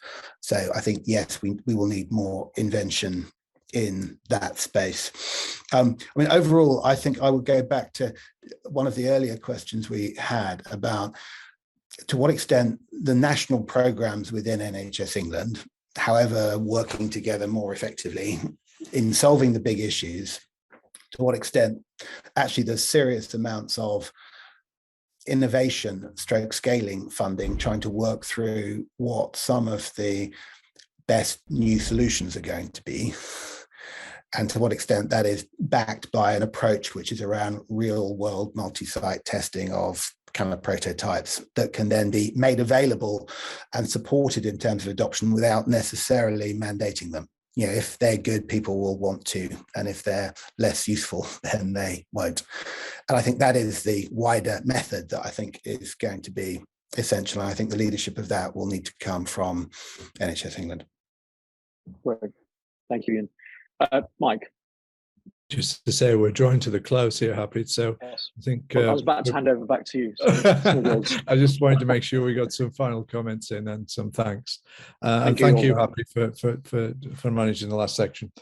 Just for my own thanks to Ian, especially for coming the full 2 hours and contributing so much for us today, and to Roland and Charlotte in the first session, and of course to Ben, who I think has dropped off, with his 1% has finally gone to 0, but thank him for in his absence, and to Andrew and Daniel as well. And James, I don't know whether you want to do a little summing up, but I picked out so many nuggets in that one. I think we're going to have a double session to actually take everything in. It's so good. Yeah, no, thanks, Mike. Well, I brilliant 2 hours, actually. I have to say, lots of food for thought, and it's taken me, I don't know if other commissioners, I think you probably are of a similar mind, to places in my mind that I hadn't been before, and ideas that we hadn't contemplated. So very much appreciate that. I think, we've talked a lot about leadership, evidence generation, funding, training, and so on. There's a lot to digest. But Mike, I think I'm not quite ready to summarize it fully yet, because I think there almost is so much. But yeah, sincere thanks to all our speakers, and to the other guests who have been on the call as well, for their contribution in the chat. It's been a really interesting session, and we really appreciate it. And I do like the definition of collaboration being a contact sport. Yes, and my red and blue card is very, very much demarcated. Thank you, everyone, and thanks to Chairman for recording this.